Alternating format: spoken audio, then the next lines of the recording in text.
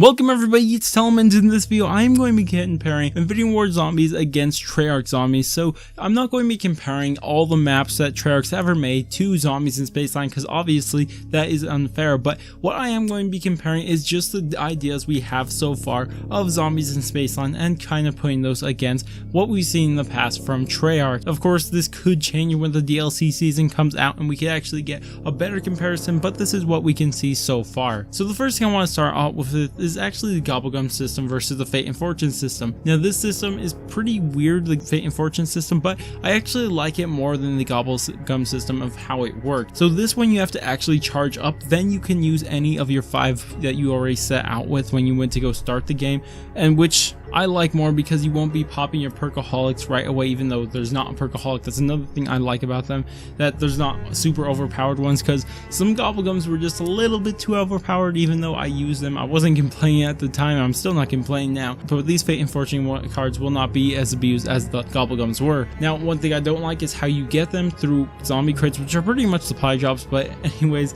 that's one thing I didn't like about them. But anyways, that's about it. But as a whole, I just want to say I like the Fate and Fortune cards much more than the Gobblegum system so far. Now I want to talk about the story a bit, because the story is quite interesting, because we know these stories are very different, because one's more of a just much more lax than the Treyarch zombies super serious story, which personally, as I think a lot of people know that, or at least my subscribers know, that I'm not a fan of joking stories. I don't like them. I'm not even a fan of real comedies or TV shows or anything like that. I like serious stuff. I like things being taken serious, and I never get the idea of people saying a story is taking itself too serious, because I love a serious story all the time. So I'm not going to spend any more time on this, because this I'll spend too much time on and I just will have the same result anyways. And I'll just say I like the story system much more in Treyarch's maps, and I don't think they're going to be topping it anytime soon. The next is kind of part of the story too, but it's the characters, and this is why I mentioned this in a separate video. I'm not too sure if I uploaded before or after this one, but anyways, I mentioned it, and it's what I think about the characters inside Infinite Warfare zombies.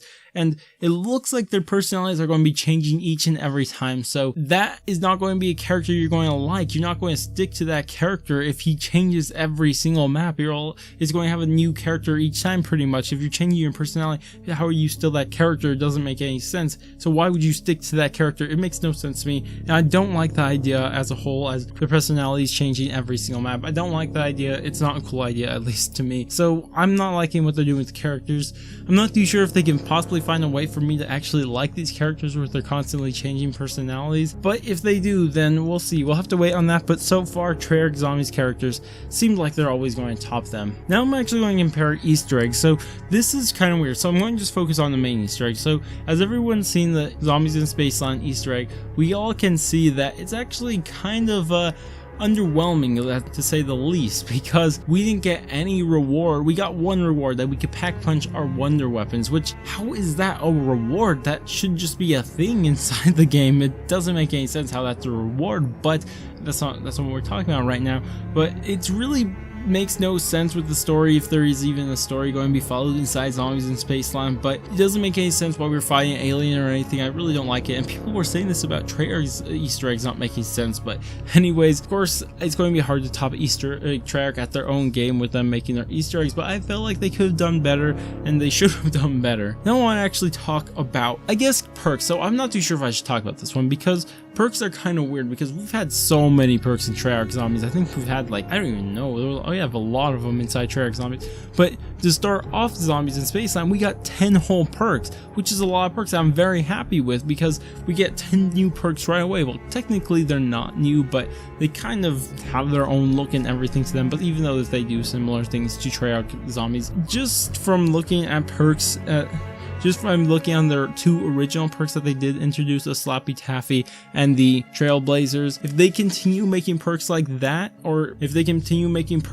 I don't think they'll be able to top Treyarch's perks, because those 2 perks aren't really that good.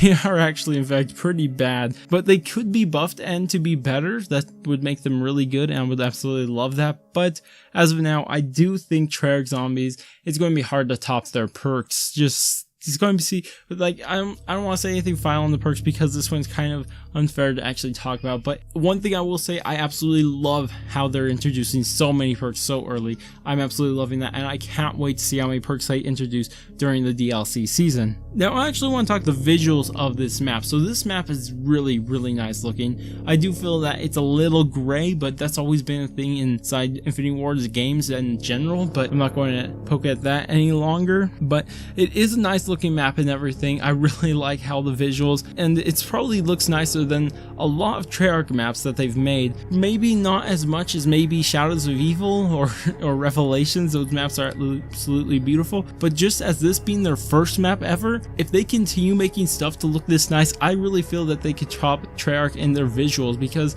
their nicest maps are probably Shadows of Evil and Revelations, at least what I think. But I don't know, if they continue down this path, I do feel they could beat Treyarch and visuals, and that would be absolutely amazing. Now wonder weapons, this is pretty interesting because I don't really like the wonder weapons inside Zombies in Spaceland, but they are cool looking, but they are really bad to use, whereas Treyarch's wonder weapons are mainly really overpowered at points. It's just kind of weird to compare these because the wonder weapons are not that good inside Zombies in Spaceland.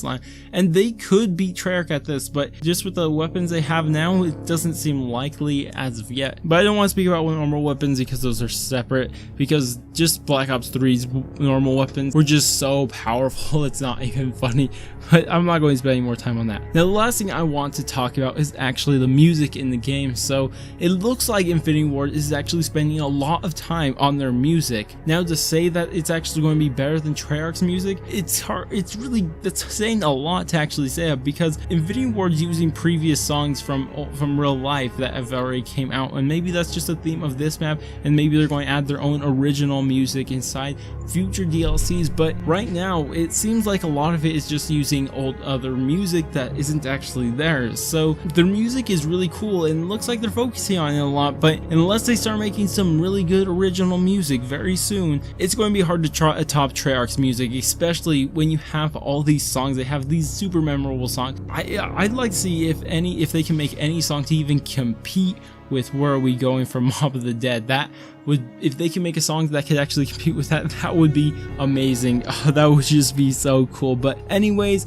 as a whole, I just want to say that it's going to be hard to beat Treyarch at their own game. Let's just say that. This is Treyarch's game. Treyarch's are the one who introduced, I think maybe even the first game to actually introduce, or the first like mainstream game to actually introduce some first-person shooter zombies games, at least. I don't know, I can't remember. That was back in 2008 when they first did it. That's probably not the case, but it's going to be hard to beat Treyarch at their own game, and they could top them at a lot of things. They have a really good potential for their music, like I said, and their visuals. If they can do those two things, that'd be so cool. But anyways, if you guys did enjoy the video, go ahead and thumbs up, and like I said at the start of the video, if you guys did disagree with me anywhere, go ahead and tell me down in the description exactly why, and we could talk about it. If you guys want to stay tuned for more content just like this, go ahead and subscribe. But I'm gonna go, and I will catch you guys on my next video.